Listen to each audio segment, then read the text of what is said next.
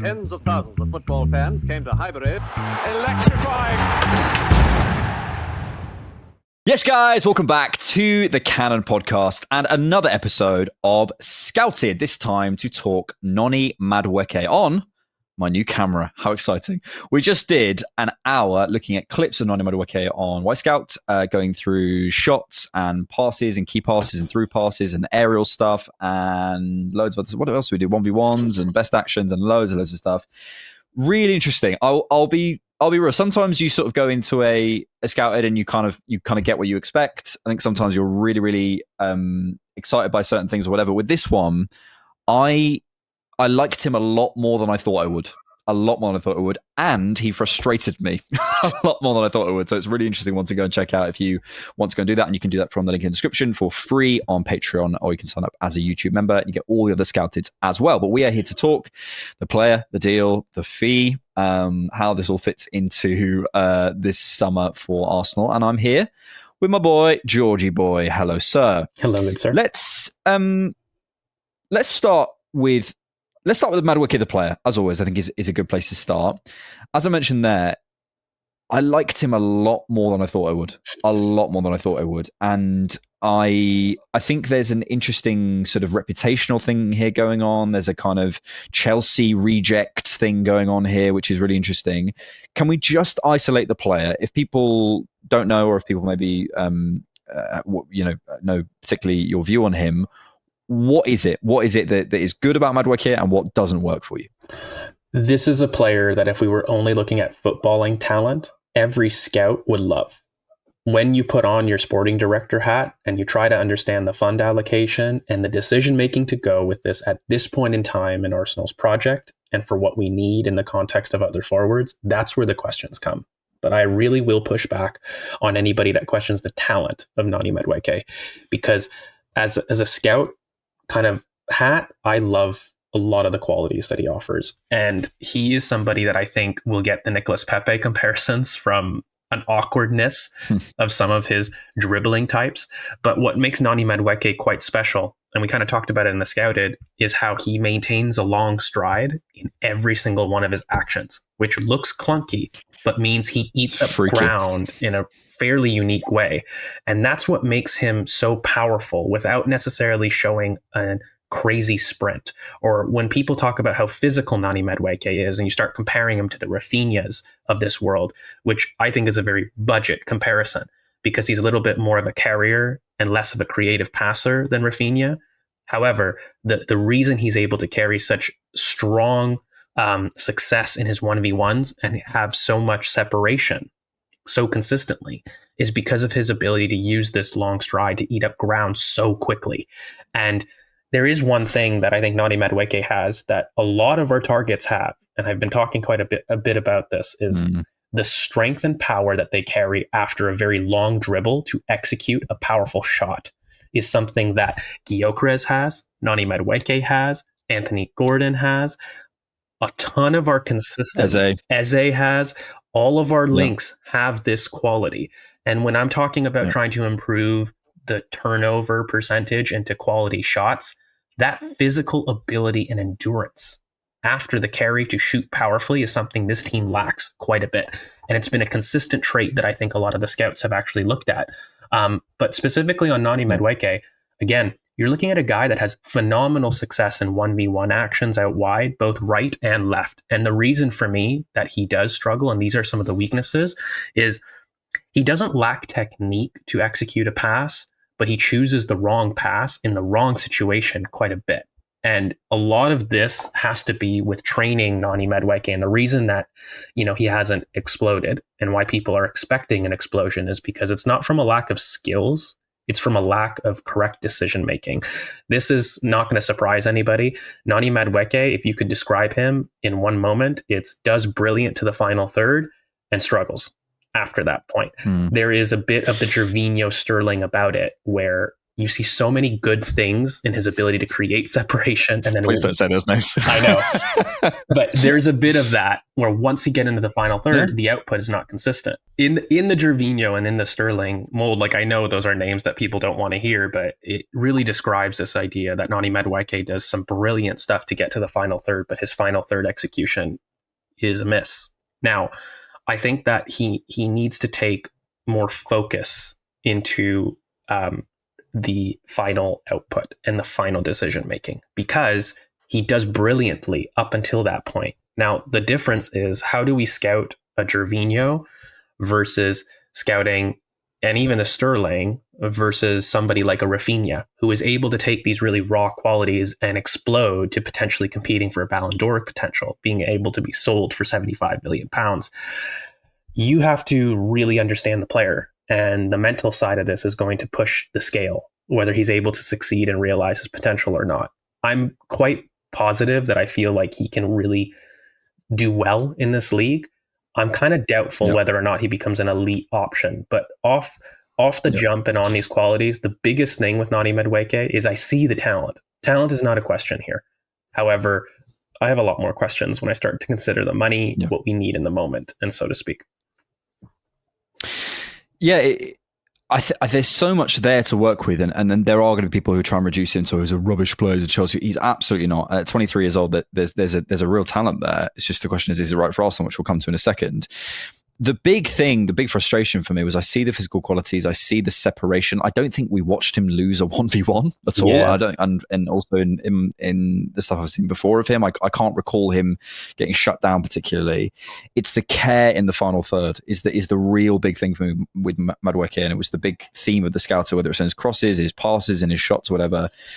It's almost like he gets himself, the fun bit is the beating the man, and then you get into the box, and that sort of thought there, the sort of where's the shot placement going, what's the best action and stuff, that's the stuff to really, really refine.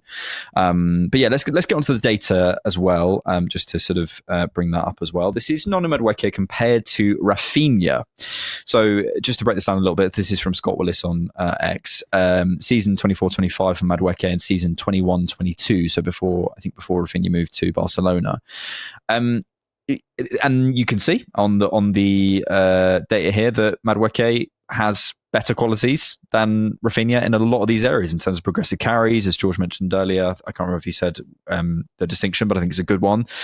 Carrier versus a creative passer, I think that's a really good one. You can see the non-penalty XG from Madueke is higher, the non-penalty goals, the goal probability added, the XG per shot, the open play shots, similar post-shot XG added, and progressive passes received. And then I think you can see Rafinha a little bit higher on the defensive actions and progressive passes, although I'd look at the team he was playing in as well. There is a decent comparison here, and I think really to sum up that, basically the big question is, how does he make that jump? How does he do that jump to what we all think of Rafinha being now? Because there would have been a time, if we were doing the Scouted 3 years ago, we're looking at Rafinha, having looked at the Arsenal are interested in him from David Ornstein links, and we're having that conversation about Rafinha. How do we get him to that next level? What did Rafinha do in your mind that Madueke can learn from? He had the mentality to compete with Yamal and say, no, I'm still going to be a starter despite you trying to look for Nico Williams. Hate to boil it down to that, but he had a willingness to focus on some of his weak points in order to turn them into strong fundamentals.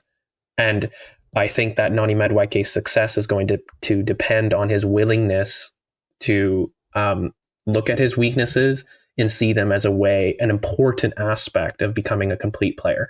If he's going to continue to have the care to which he just beats his man 1v1, and that's going to be the focus of his career, then he won't be able to reach his true potential, because this is a guy with incredible shot volume. This is a guy with real big goal scoring potential.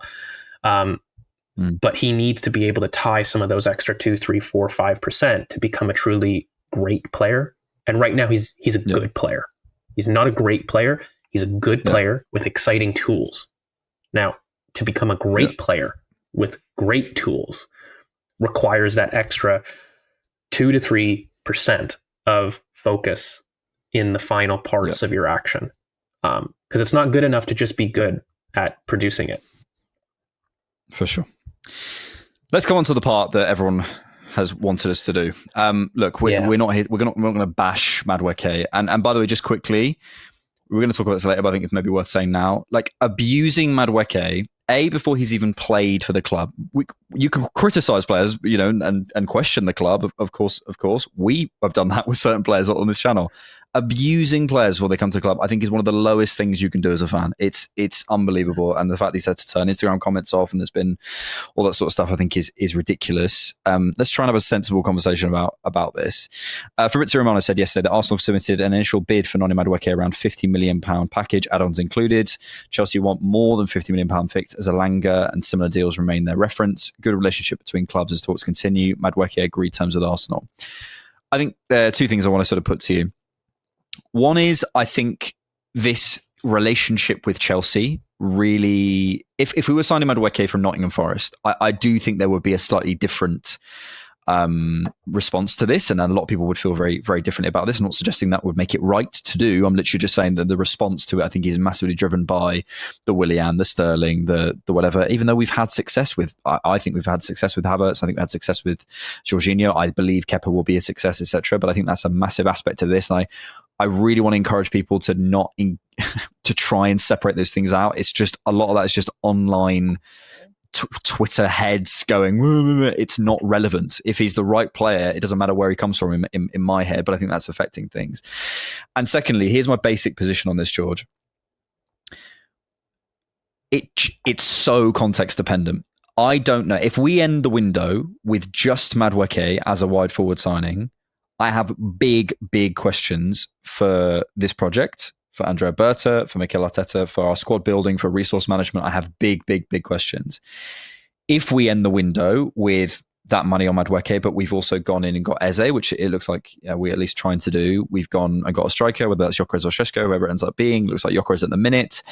Whether if we've gone and got Rodrigo, whatever, let's say that's had to happen with a Trossard sale, and I don't want a Martinelli sale, but if that's had to happen, there's a world in which this all makes sense.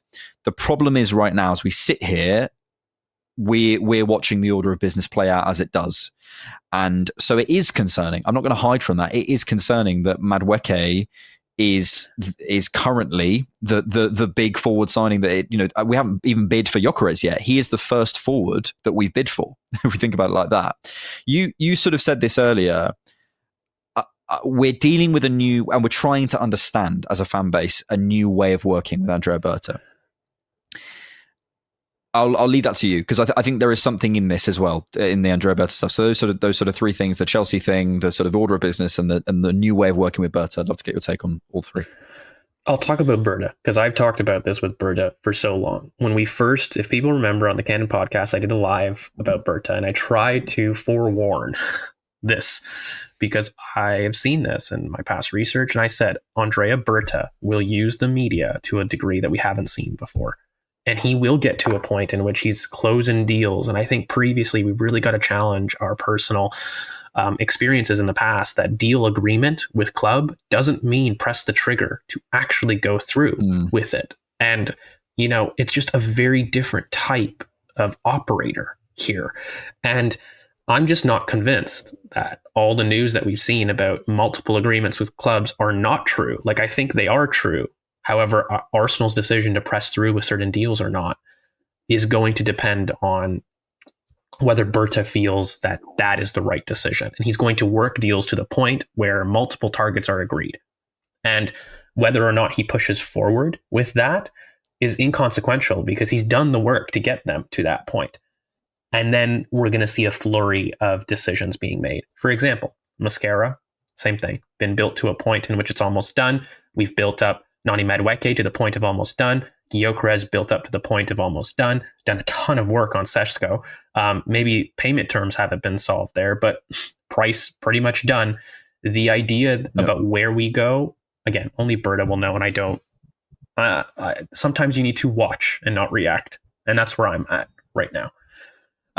Look, to get back to the Noni Madueke part of it all and the Chelsea aspect, I definitely think there's bias towards that. Where it's coming from, but also we do this naturally, don't we, guys? Like, I mean, I can't hide away from that's part of the conversation with Gyökeres. That's part of the conversation with 90% of the targets that you make. It's just worse because it's coming from a rival in the Premier League that you believe you need to be ahead of. So why would you get somebody that is willing to be let loose from a rival? Like, that's normally because they don't like the player and they feel they're not good enough. And so why are they good enough for you? That's like the frustration part. I do want to end on this without talking about it, because I've gone really strong on Twitter about this fund allocation thing. And this is what frustrates me quite a bit about the discussion of Noni Madueke. Regardless of how I feel about the talent, fundamentally, we're talking about a backup right winger who is potentially third choice left winger, because we're hoping that a marquee left winger comes in, making Martinelli second choice. And we're hoping that this is backup for Bukayo Saka. In what world is it logical to expect £50 million to be spent on that position? I don't think that that is smart fund allocation when we're searching for funds for marquee forwards. I don't think it is great strategy to come with a significant bid to Chelsea for a target that is a backup target in potential, when you haven't sat there and acted that aggressively with your marquee forwards that everyone is doing. And we are getting to the point where it is now July 10th. And if you're going to be that aggressive with your first bid, why aren't we seeing that same logic with some of our primary marquee targets? And ignoring all of that, in the end, I maintain signing a second string and third choice backup for £50 million, regardless of whatever wages they might be on, even if they're cheap wages, is not proper fund allocation for a team that needed 2 starting 11 front 5 upgrades. That's how I'll put it. I don't think it had to be in any particular position, but in the front 5, we needed 2 starting level upgrades. If Noni Madueke is a third or a fourth and all the unfeasible, which by the way, I think is crazy, illogical to expect, if he is supplemented to 2 starting front 5 upgrades, people will look at it very differently. But the fact is, we don't have those 2 starting 11 upgrades. We don't even have them identified, by the way. That's the frustration part. So this is where I understand people. And by the way, this is why my sporting hat is saying this is the wrong call, personally. And I'm still not even sure if this is going to really go through. But sporting wise, I'm really going to be very frustrated if that's the decision, because, mate, I have to be honest. I said this claim on the Cannon podcast. I need to walk out of this summer being dead confident to say the statement, Arsenal will win the Premier League or the Champions League. And I said that would be dependent on the forward recruitment, but I need to walk out saying that. And I'm sorry, I don't believe right now with Noni Madueke, I'm going to be able to say that. Now, if it's in the context of having done your major business that lets me say it, cool. I don't think anybody would complain about that. But that's also just not the reality of the situation we're in. So I can't ignore it. And I can't ignore the frustrations. And that's why, for me, for as much as I like the player, I don't see a need. And it's made even worse when we have internal solutions and the player that we all want to buy in Rodrigo has that flexibility towards the right wing. Like, we have sat there and we've gone overboard with this idea of a backup for Saka, personally, in my opinion. And it's a position you're never going to win in. You're never going to have a good backup for Salah, for Messi, for Ronaldo, for anything. Why are you spending £50 million of your budget on something like that when you also, by the way, do have internal solutions? Ethan right wing with Ben White at right back doesn't seem like a bad solution to me. You've also got instances in which Martinelli has played on the right. Rodrigo can play on the right. It's not as though we're left without options for the right. Yes. So that's where I struggle to put such a high bid, such a high aggressive move into something that we still have yet to see the starting 2 upgrade plan that we always said we needed 2 positions in the front 5 that are of starting 11 quality to push us to the next level, minimum. And I don't see that yet. Yeah. I think the pushback against that, to play that side, would be, well, George, we have, it looks like we are trying to do that with Victor Gyökeres. Maybe we're waiting for Rodrigo has just finished the Club World Cup. I think he'll be coming home soon. Obviously, Rodrigo had gone out against PSG. We're waiting to do that, and then that will all happen. But I think even in that situation, it's and we'll end the window by doing X, Y, and Z. We're still doing if.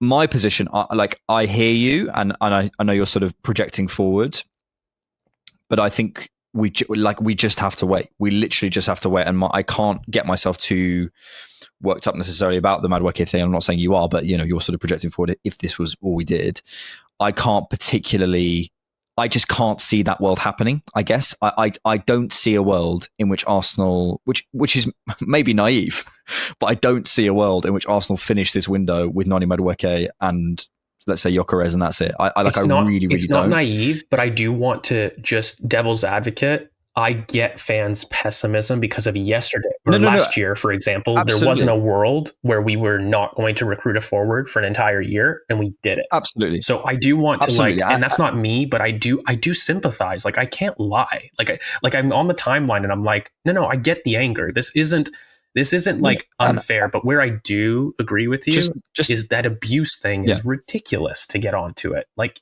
no, guys, it's not Nani's decision to do this. The anger has to be made to the coaching staff, to Mikel, to Berta. If you have sporting issues, take it up with the sporting team, not the freaking assets. It's not their fault that Arsenal are bidding that amount of money.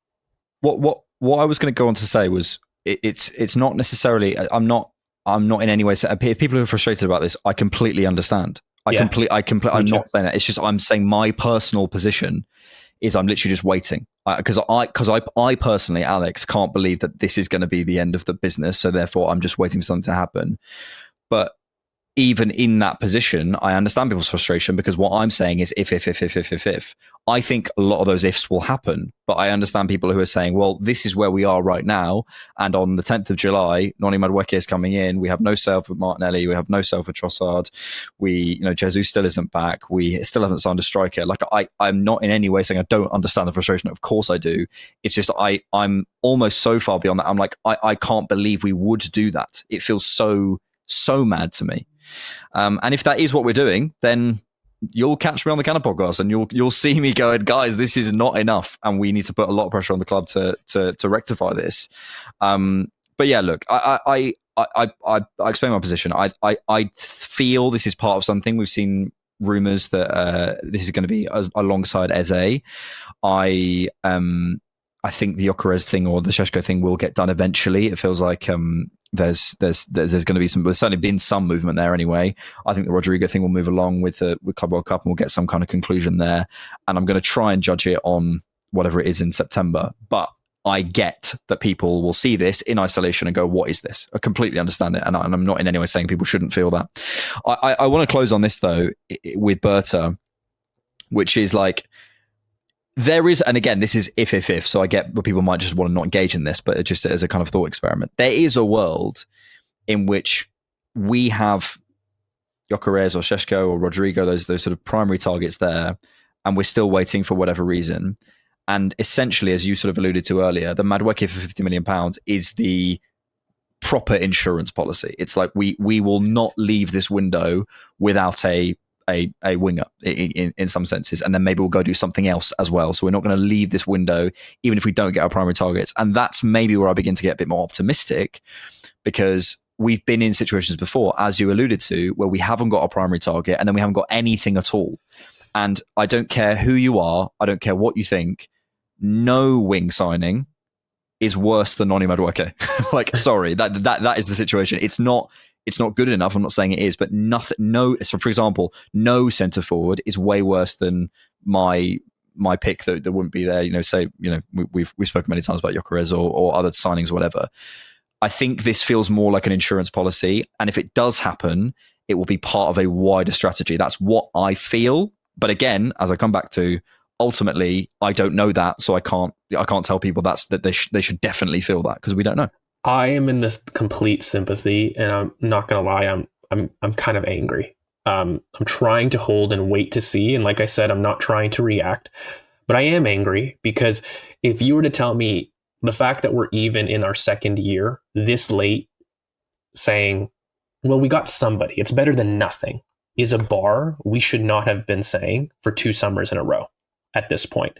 And I don't want to go too hard because, again, it's not the finished product, and we'll have this debate at the end of the window here on the Cannon. But if I'm sat there saying, well, we did something, I'm sorry, I'm not going to reverse engineer that into a positive.